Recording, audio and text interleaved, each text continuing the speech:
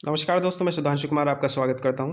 दोस्तों, आज का लेक्चर बहुत ही ज़्यादा इंपॉर्टेंट है क्योंकि दोस्तों आज हम बात करेंगे एम्प्लॉयज़ प्रोविडेंट फंड यानी ईपीएफ मिसलेनियस प्रोविज़न एक्ट 1952 के बारे में, जिसे हिंदी में कहते हैं कर्मचारी भविष्य निधि अधिनियम 1952। दोस्तों, आज का लेक्चर बहुत ही इंपॉर्टेंट रहने वाला है क्योंकि आज हम बात करेंगे प्रोविडेंट फंड के बारे में, ईपीएफ ऑर्गेनाइजेशन के बारे में, ईडीएलआई के बारे में और एम्प्लॉयज़ पेंशन स्कीम 1995 के बारे में। ठीक है दोस्तों, तो चलिए दोस्तों शुरू करते हैं। अगर आप असिस्टेंट प्रोविडेंट फंड की कमिश्नर की तैयारी कर रहे हैं या एनफोर्समेंट ऑफिसर की तैयारी कर रहे हैं तो लेक्चर बहुत ही ज़्यादा इंपॉर्टेंट है। लेक्चर अच्छा लगे तो वीडियो को ज़्यादा से ज़्यादा शेयर कीजिएगा। चैनल पे नए हैं तो प्लीज़ चैनल को सब्सक्राइब कीजिएगा। चलिए दोस्तों शुरू करते हैं। तो पहला है आपका एक्सटेंट एंड एप्लीकेबिलिटी।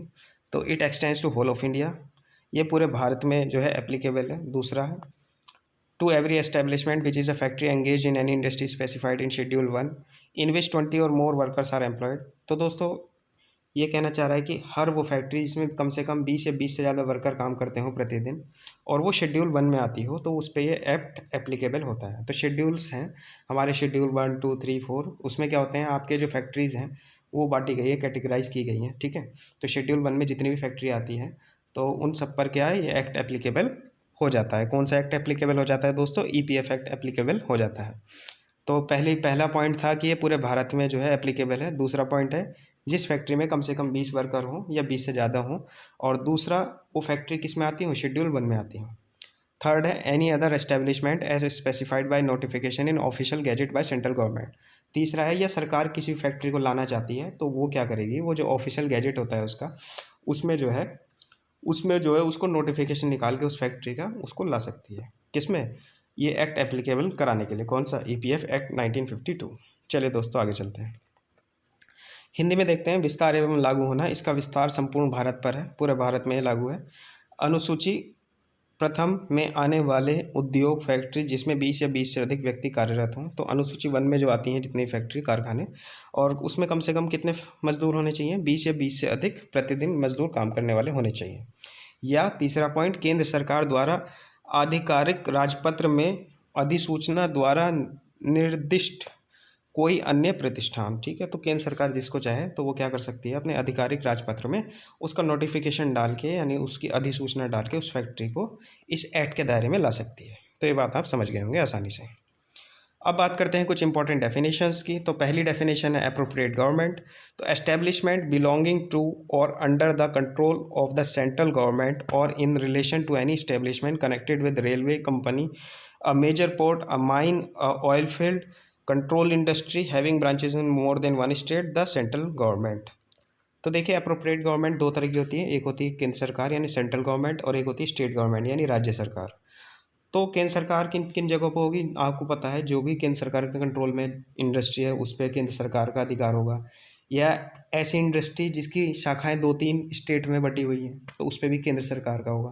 जैसे मान लीजिए कोई अच्छी फैक्ट्री है और उसकी ब्रांचेस ना राजस्थान में भी है, उत्तर प्रदेश में भी है, पंजाब में भी है, तो उस पर गवर्नमेंट कौन सी कंट्रोल करेगी? ना राजस्थान की करेगी, ना पंजाब की करेगी, ना उत्तर प्रदेश की करेगी। उस पर कौन करेगी? उस पर इंडियन गवर्नमेंट करेगी। ठीक है, तो सेंट्रल गवर्नमेंट करेगी उस पर। ठीक है, और अगर इन फैक्ट्रीज़ को छोड़ दिया जाए तो बाकी जितनी भी बच गई वो स्टेट गवर्नमेंट उस पर कंट्रोल करेगी अपना। ठीक है, तो अप्रोप्रिएट गवर्नमेंट आप समझ गए होंगे। सेंट्रल गवर्नमेंट कहाँ कहाँ वर्क करेगी कि ऐसी इंडस्ट्री या तो जिस पे डायरेक्ट कंट्रोल किसका हो, सेंट्रल गवर्नमेंट का हो, या वो जिसकी ब्रांचेस 2 या 2 से ज़्यादा स्टेट्स में फैली हुई हो, या रेलवे कंपनी हो गया, पोर्ट हो गया, माइन हो गया। क्योंकि ये क्या होता है दोस्तों, railway, mine, port, oil field, ये किसी भी स्टेट के कंट्रोल में नहीं आता है। इस पर किसका कंट्रोल होता है? स्टेट गवर्नमेंट का कंट्रोल बिल्कुल नहीं होता है, इस पर सेंट्रल गवर्नमेंट का कंट्रोल होता है। तो आप समझ गए होंगे अप्रोप्रिएट गवर्नमेंट दो तरह की होती है, एक होती है आपकी सेंट्रल गवर्नमेंट, एक होती है स्टेट गवर्नमेंट। सेंट्रल गवर्नमेंट में रेलवे आ जाएगा, पोर्ट आ जाएगा, माइन आ जाएगा, या ऐसी फैक्ट्री आ जाएगी जिसकी ब्रांचेस 2 या 2 से ज़्यादा स्टेट में है, या ऐसी फैक्ट्रीज आ जाएंगी जिनका कंट्रोल डायरेक्ट सेंट्रल गवर्नमेंट के अंडर में है, और अगर जो बच जाती हैं वो स्टेट गवर्नमेंट के अंडर आती हैं। In relation to any other establishment the state government. आगे चलते हैं, हिंदी में बात करें, महत्वपूर्ण परिभाषा है समुचित सरकार यानी अप्रोप्रिएट गवर्नमेंट जो पढ़ा था हमने। तो समुचित सरकार दो तरह की होती है, केंद्रीय सरकार होती है और एक राज्य सरकार होती है। तो केंद्रीय सरकार या रेल प्रशासन के नियंत्रणाधीन स्थापनों, संस्थान या महापतन या खान या तेल क्षेत्र की बाबत केंद्रीय सरकार, और अन्य सब दशाओं में राज्य सरकार। तो जब खान की बात हो रही हो, रेल की बात कर रही हो, ठीक है, या ऐसे संस्थान जो केंद्र सरकार के डायरेक्ट कंट्रोल में आते हैं, डायरेक्ट नियंत्रण में आते हैं, तो वो केंद्र सरकार का उस पर अधिकार होगा, और बाकी जो फैक्ट्री बच गई उस पर राज्य सरकार का अधिकार होगा। सेकंड बात करते हैं ऑथराइज्ड ऑफिसर, हिंदी में इसे कहते हैं अधिकृत अधिकारी। तो कोई भी मैटर है तो उसके लिए कौन ऑथराइज्ड होगा, तो इसमें हमारा दिया गया है सेंट्रल पीएफ कमिश्नर, ये फुल फॉर्म होती है इसकी central provident fund commissioner, additional central provident fund commissioner, deputy provident fund commissioner, regional provident fund commissioner, any other authorised bye central government. तो ये अधिकारी जितने भी हैं आपने देखा होगा, अगर आप आगे हम पढ़ेंगे इसी लेक्चर में, आगे हम देखेंगे कि ईपीएफओ का जो चार्ट होता है उसमें कौन कौन से अधिकारी होते हैं, कौन कौन सी पोस्ट होती हैं। तो ये सारे जो हैं इसमें जो है ऑथराइज्ड ऑफिसर होते हैं। और लास्ट पॉइंट देखें, any other authorised bye central government, central government चाहे तो किसी को भी ऑथराइज कर सकती है, ठीक है, वो भी हम देखेंगे आगे कि कैसे ऑथराइज करती है सरकार। चलिए दोस्तों आगे चलते हैं। अब बात करेंगे हम एम्प्लॉयमेंट प्रोविडेंट फंड ऑर्गेनाइजेशन होता क्या है, इसमें कौन कौन सी कमेटी होती है, कौन कौन से बोर्ड होते हैं, कौन कौन सी पोस्ट होती है। तो एम्प्लॉयमेंट प्रोविडेंट फंड ऑर्गेनाइजेशन जो दोस्तों जैसे आप जानते हैं ये मिनिस्ट्री ऑफ लेबर के अंडर में आती है। तो एम्प्लॉयमेंट प्रोविडेंट फंड ऑर्गेनाइजेशन में एक बोर्ड बना हुआ है जिसे हम कहते हैं सेंट्रल बोर्ड ऑफ ट्रस्टी। याद रखना, आसानी से याद हो जाएगा, सेंट्रल बोर्ड ऑफ ट्रस्टी। एक बोर्ड बना हुआ है ईपीएफओ के अंदर जिसे कहते हैं हम सेंट्रल बोर्ड ऑफ ट्रस्टी। इसमें 3 कमेटी बनी हुई है, executive committee, committee on pension finance exempted establishment special reserve fund, और तीसरी होती है रीजनल कमेटी। ठीक है, तो इसे हम पढ़ेंगे एक एक करके आगे कमेटी को। पहले मोटा मोटा हम देख लेते हैं। देखिए आपका एक सीपीएफसी होता है। सीपीएफसी क्या होता है, आपका ईपीएफओ ऑर्गेनाइजेशन में जो हेड है, ठीक है, हेड ऑफ डिपार्टमेंट, ठीक है, हेड ऑफ ऑफिस अलग अलग होता है। हेड ऑफ ऑफिस होता है जैसे कि कोई पर्टिकुलर एरिया में या ब्रांच का जो हेड होता है, लेकिन पूरे डिपार्टमेंट जो है ईपीएफओ का जो हेड है, हेड ऑफ डिपार्टमेंट, वो कौन होता है, सीपीएफसी होता है, यानी सेंट्रल प्रोविडेंट फंड कमिश्नर। ये आपको हमेशा याद रखना है, ईपीएफओ में जाना है तो ये आपको याद ही होना चाहिए कि हेड ऑफ डिपार्टमेंट होता है सेंट्रल प्रोविडेंट फंड कमिश्नर। ठीक है, अब इसके अंडर में क्या क्या आता है, इसके अंडर में, इनके अंडर में एक तो आता है सेंट्रल ऑफिस, एक तो आता है दिल्ली का जो हेडक्वार्टर है भैया इनका, ईपीएफओ का जो हेडक्वार्टर है दिल्ली में। ठीक है, कमेंट करके जरूर लिखे कहाँ है मुझे बताएं। तो ईपीएफ सीपीएफसी जो साहब है उनके अंडर में 2 चीज़ आती हैं। एक तो आता है आपका दिल्ली का जो हेडक्वार्टर है जहाँ ये बैठते हैं, सेंट्रल ऑफिस न्यू दिल्ली, और दूसरा इनके अंडर में आते हैं जोनल ऑफिसेस। जोनल ऑफिसेस जो हर स्टेट में बटे हुए हैं। ठीक है, जैसे आपका यूपी में हो गया, ठीक है, यूपी में आपके कहाँ कहाँ पर है, कानपुर में हो गया आपका, ठीक है, और ईपीएफओ का ऑफिस यूपी में कहाँ है, मेरठ में है, ठीक है, और दिल्ली में कहाँ कहाँ है, दिल्ली का हेडक्वार्टर आपको जरूर कमेंट में लिखना है, ठीक है, और आप जिस स्टेट से हैं अपना आप जरूर लिखें कमेंट में कि आपका हेडक्वार्टर, सॉरी आपका जो रीजनल ऑफिस है वो कहाँ पर है आपके स्टेट में। तो सीपीएफसी कौन हो गया, सीपीएफसी हो गया हेड ऑफ डिपार्टमेंट, यानी ईपीएफओ डिपार्टमेंट जिसकी हम तैयारी कर रहे हैं पेपर की, उसका जो हेड ऑफ डिपार्टमेंट है वो सीपीएफसी है, यानी सेंट्रल प्रोविडेंट फंड कमिश्नर।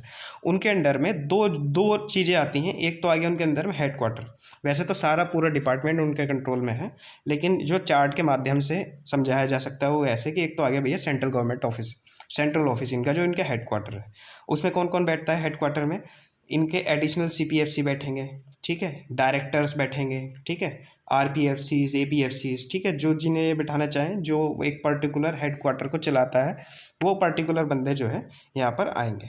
ठीक है, अच्छा, वो डायरेक्ट इसके कंट्रोल में होंगे, वो डायरेक्ट कंट्रोल होंगे सीपीएफसी के।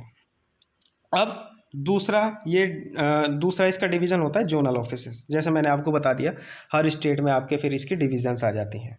तो जो रीजनल जोनल ऑफिसेस भी 2 तरह के होते हैं, एक होते हैं रीजनल ऑफिस, एक होते हैं सब रीजनल ऑफिस। भाई जो जैसे कोई स्टेट है उसका मेन ऑफिस हो गया रीजनल ऑफिस, ठीक है, अब उसमें भी जो छोटे छोटे पर्टिकुलर डिस्ट्रिक्ट में हो गए वो हो गए आपके सब रीजनल ऑफिस। ठीक है, तो रीजनल ऑफिस में मेनली कौन बैठते हैं, आरपीएफसी, एपीएफसी, और फिर नीचे का स्टाफ एनफोर्समेंट ऑफिसर की तैयारी कर रहे हैं आप। ठीक है, तो रीजनल ऑफिस में कौन कौन बैठेंगे, आरपीएफसी 1, आरपीएफसी 2, फिर उसके नीचे एपीएफसी, फिर उसके नीचे एनफोर्समेंट ऑफिसर, सेक्शन ऑफिसर। ठीक है, तो इस तरह के जो है आपके ऑफिसर्स बैठते हैं। फिर आपके ये हो गए एलडीसी हो गया, यूडीसी हो गया, एमटीएस हो गया, ये सब मिलेंगे आपको। ठीक है, और असिस्टेंट हो गए। तो रीजनल ऑफिस में कौन कौन बैठेंगे, आपके रीजनल प्रोविडेंट फंड कमिश्नर से नीचे के रैंक के बैठेंगे। और सब रीजनल ऑफिस में कौन बैठेंगे, आपके एपीएफसी बैठेंगे, एनफोर्समेंट ऑफिसर बैठेंगे। अब इसमें लिखा है आरपीएफसी इंचार्ज, यानी देखिए जो आरपीएफसी अगर नहीं है वहाँ पर, मान लीजिए आरपीएफसी 1 भी नहीं है, आरपीएफसी 2 भी नहीं है किसी ऑफिस में, तो जो आपके असिस्टेंट प्रोविडेंट फंड कमिश्नर होते हैं इनको आरपीएफसी का चार्ज मिल जाता है, इंडिपेंडेंट चार्ज। ठीक है, तो आपको अगर आप एपीएफसी बनते हैं और आपको आपकी पोस्टिंग सब रीजनल ऑफिस में होती है तो आपको आरपीएफसी का एक चार्ज दे देंगे फॉर द टाइम बीइंग, ठीक है। और अगर अवेलेबल होता है वहाँ आरपीएफसी तो आरपीएफसी की पोस्ट रहेगी वहाँ पर, ठीक है। तो काफ़ी लोग पूछ रहे थे कि एपीएफसी की पावर क्या होती है, तो इसके लिए मैं सेपरेट वीडियो लाऊंगा। फिलहाल मैं आपको इतना बता देता हूँ कि एपीएफसी की पावर तभी है जब आप हेड ऑफ ऑफिस हो, ठीक है। उसके बाद आपकी पावर है। जैसे कि आप आरपीएफसी बन जाओगे तो आप कहीं ना कहीं हेड ऑफिस बन जाओगे, हेड ऑफ ऑफिस बन जाओगे तो आपको कार की फैसिलिटी मिलेगी, हर चीज़ की आपको फैसिलिटी मिलेगी, ड्राइवर मिलेगा और कार की आपको फैसिलिटी मिलेगी, ठीक है। लेकिन एज ए एपीएफसी जब तक आप एपीएफसी रहते हो नॉर्मल आरपीएफसी के अंडर में किसी भी ब्रांच में, तो वहाँ आप पूरा फ़ायदा नहीं उठा पाएंगे। जैसे सब रीजनल ऑफिस है, यहाँ पर आरपीएफसी नहीं है, आप एपीएफसी हो, तो यहाँ पर आपको पूरा चांस मिलेगा कि आप हेड ऑफ ऑफिस अगर रहोगे तो आप जो है पूरी फैसिलिटीज़ उठाओगे, ठीक है। तो ये बात आप समझ गए होंगे अच्छे से। आगे चलते हैं। एपीएफसी के नीचे एनफोर्समेंट ऑफिसर होता है। एनफोर्समेंट ऑफिसर भी 7-8 साल में प्रमोट होकर एपीएफसी बन सकता है, ठीक है। कुछ बच्चे कंफ्यूज हो रहे हैं, किसी ने एक दो एनफोर्समेंट ऑफिसर कुछ भी बता दिया और वो समझ गए, बेचारे बच्चे गलत मिसअंडरस्टैंड हो सकता है। एनफोर्समेंट ऑफिसर बेचारा सही समझा रहा हो लेकिन जो है बच्चे जो है गलत पकड़ गए हों। तो उसमें क्या हुआ, वो एक कमेंट आई थी मेरे पे कि सर ये आप गलत बता रहे हो, आप ये जो आपका एपीएफसी ईओ 4 साल में एपीएफसी बन जाता है। मैंने कहा ऐसे कैसे बन जाएगा बेटा, 4 साल में कभी भी नहीं बन सकता। 4 साल में तो उसका ये है कि 5400 ग्रेड में पहुंच जाएगा लेवल 9 में, ठीक है। लेकिन जो ईओ से एपीएफसी बनने में मिनिमम 7-8 साल लगेंगे, 10 भी लग सकते हैं, ठीक है। डिपेंड करता है कि क्या कैडर स्ट्रेंथ है। चलिए आगे चलते हैं। नेक्स्ट है, हमने पढ़ा था अभी जब हमने ईपीएफओ शुरू करा था कि उसमें एक सेंट्रल बोर्ड ऑफ ट्रस्टी था, जिसे हिंदी में कहते हैं केंद्रीय न्यासी बोर्ड। तो ये क्या होता है, एक स्टैट्यूटरी बॉडी होती है। स्टैट्यूटरी बॉडी मतलब मेड बाय लॉ, ठीक है। एक ऐसी बॉडी, एक ऐसी जो जो क्या कहते हैं बॉडी, जो कैसे बनी हो, सांविधिक निकाय, यानी जो नियम के अनुसार बनी हो, कानून के हिसाब से बनी हो, कानून के द्वारा बनी हो। तो सेंट्रल बोर्ड ऑफ ट्रस्टी यानी केंद्रीय न्यासी बोर्ड एक ऐसी बॉडी होती है, स्टैट्यूटरी बॉडी होती है, यानी लॉ के द्वारा बनी होती है, कानून के द्वारा बनी होती है। हिंदी में से कहते हैं सांविधिक निकाय। कॉन्स्टिट्यूटेड बाय किसके द्वारा बनाई जाती है, ये बनाई जाती है सेंट्रल गवर्नमेंट के द्वारा। किस सेक्शन के आधार पे, section 5A of EPF act.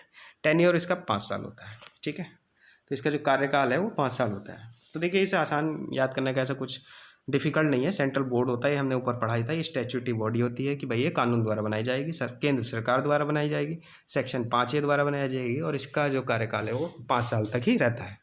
तो ऐसा कुछ भी नहीं है जो आपको इसमें डिफिकल्ट लगे। इसका चेयरमैन वाइस चेयरमैन भैया तय करेगी सेंट्रल गवर्नमेंट, आपकी केंद्र सरकार तय करेगी कि इसमें कौन चेयरमैन रहेगा, कौन वाइस चेयरमैन रहेगा। एक्स ऑफिशियो इसमें सीपीएफसी रहता है। एक्स ऑफिशियो का मतलब आप जानते ही हैं, जैसे आपका जो वाइस प्रेसिडेंट होते हैं वो राज्यसभा के एक्स ऑफिशियो होते हैं। मतलब इसका मतलब, इसको भूल जाइए, इस जो आपका लेक्चर चल रहा है इसको भूल जाइए। आप राष्ट्रपति को देखिए, वाइस राष्ट्रपति जो है हमारे, वाइस प्रेसिडेंट जो है वो एक्स ऑफिशियो है। एक्स ऑफिशियो का मतलब क्या है कि वाइस प्रेसिडेंट ऑफ इंडिया तो हैं, साथ साथ वो राज्यसभा के एक्स ऑफिशियो हैं, मतलब उन पे एडिशनल पोस्ट है। तो एडिशनल पोस्ट किस चीज़ की है कि वो राज्यसभा के चेयरमैन है। तो एक्स ऑफिशियो क्या हो गया, सीपीएफसी हो गया। कि सीपीएफसी का भाई मेन काम क्या है कि वो डिपार्टमेंट, हेड ऑफ डिपार्टमेंट है। कौन से डिपार्टमेंट के, ईपीएफओ के। लेकिन साथ में उनके पास क्या चार्ज है, साथ में वो किसके हेड है, इसके कौन से, किस सीबीटी के। सीबीटी मतलब सेंट्रल बोर्ड ऑफ ट्रस्टी के वो क्या है, हेड है, एक्स ऑफिशियो, ठीक है। तो एक्स ऑफिशियो आप समझ गए होंगे। तो इसके एक्स ऑफिशियो कौन है, सीपीएफसी। तो जितनी भी कमेटी है सबके जो एक्स ऑफिशियो है वो कौन है, सीपीएफसी है।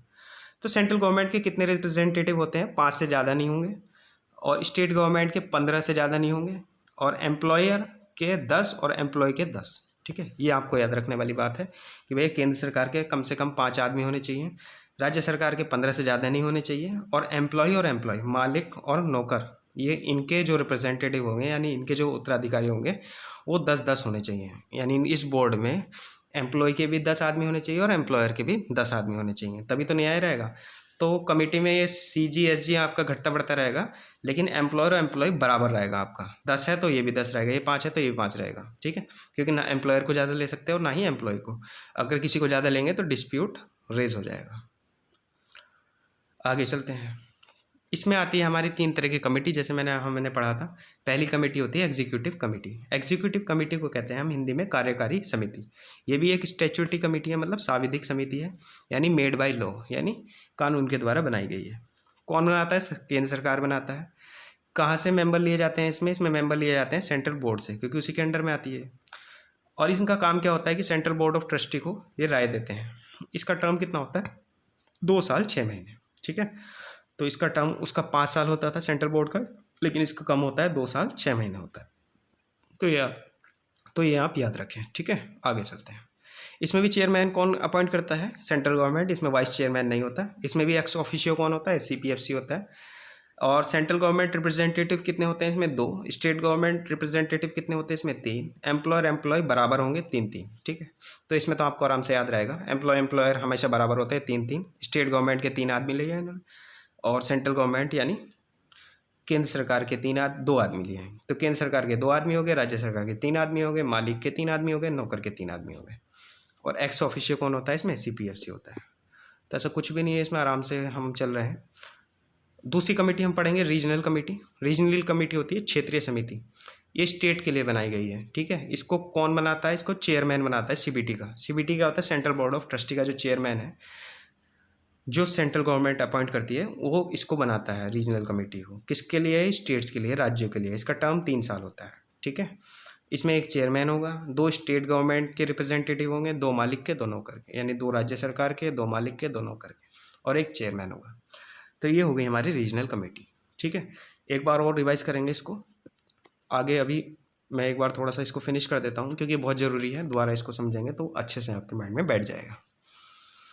अब बात करते हैं एम्प्लॉयज़ प्रोविडेंट फंड के बारे में। तो एम्प्लॉय प्रोविडेंट फंड जो है, यानी प्रोविडेंट फंड, इसमें नॉर्मल हम भाषा में कहते हैं इसको PF, ठीक है। तो जैसे कोई मालिक है, मान लो वो नौकर को रखता है, तो नौकर को तनख्वाह भी देता है वो, ठीक है। मान लीजिए 25,000 रुपये तनख्वाह है किसी की, तो वो कहेगा भाई मैं तुझे 25,000 नहीं दूंगा, मैं तुझे 22,000 दूंगा, लेकिन मैं तेरे 3,000 जो है तेरे भविष्य के लिए मैं तो जोड़ूंगा, ठीक है।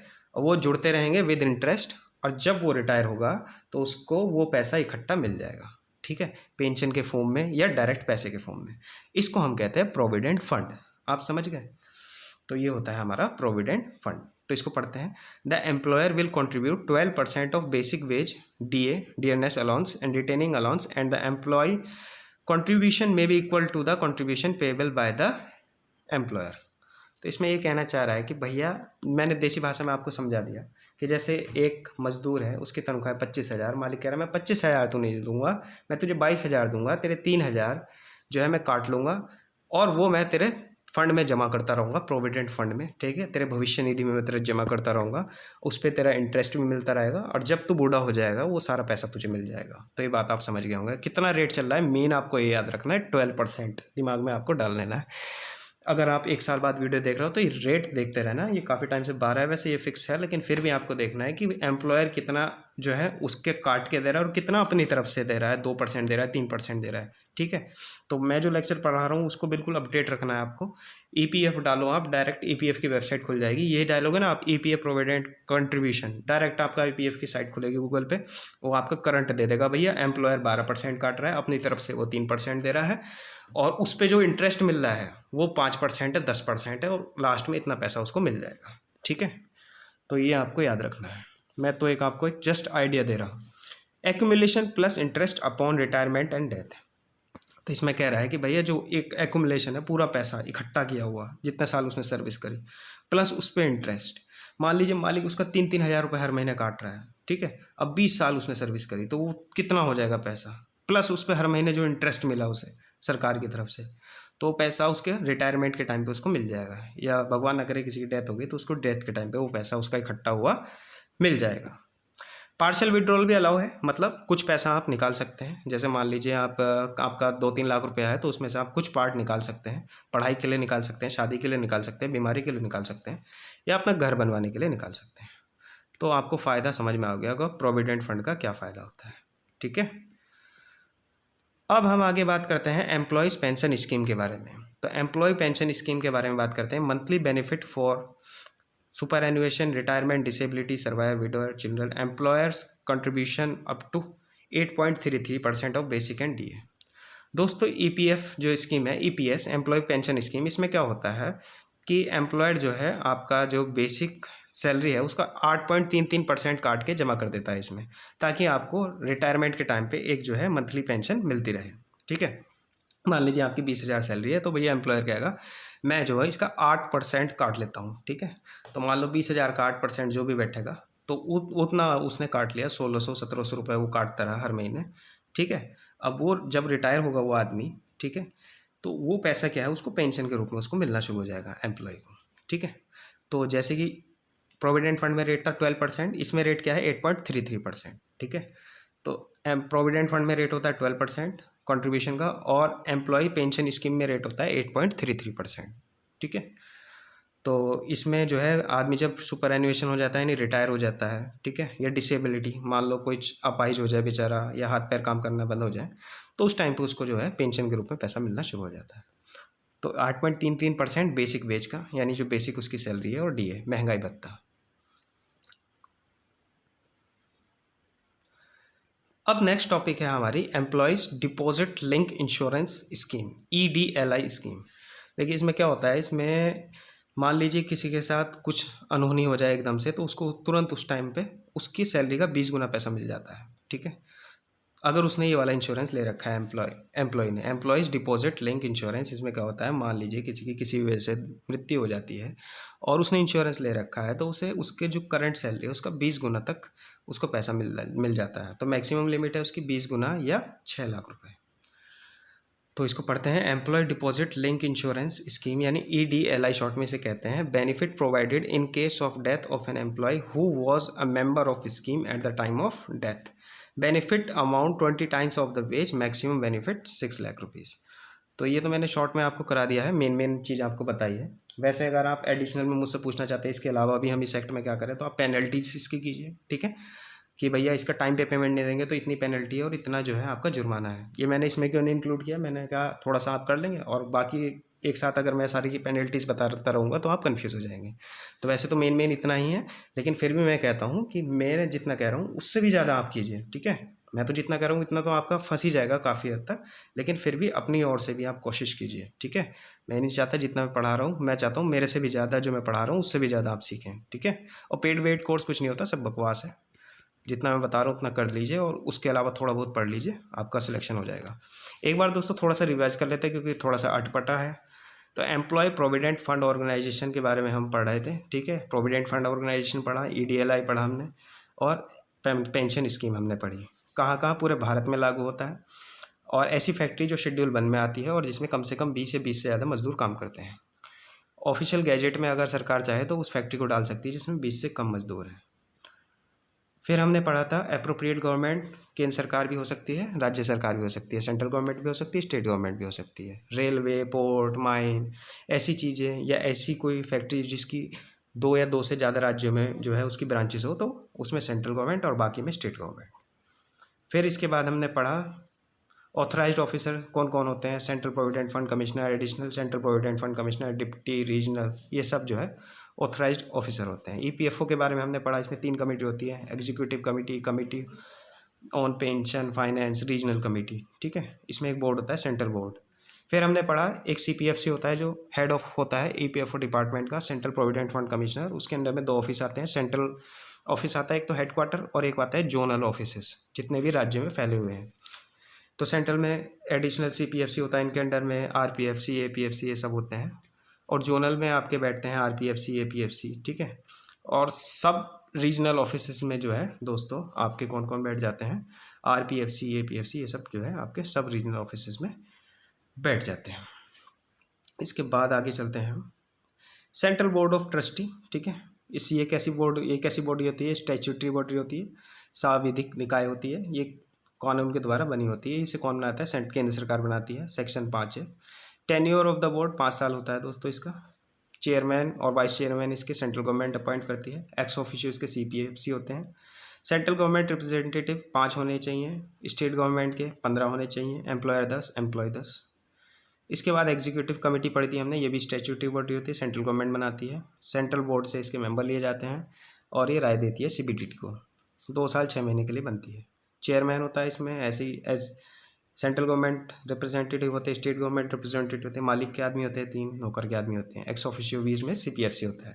रीजनल कमेटी स्टेट के लिए बनाई जाती है, इसमें भी चेयरमैन होता है, 3 साल के लिए कमेटी बनाई जाती है।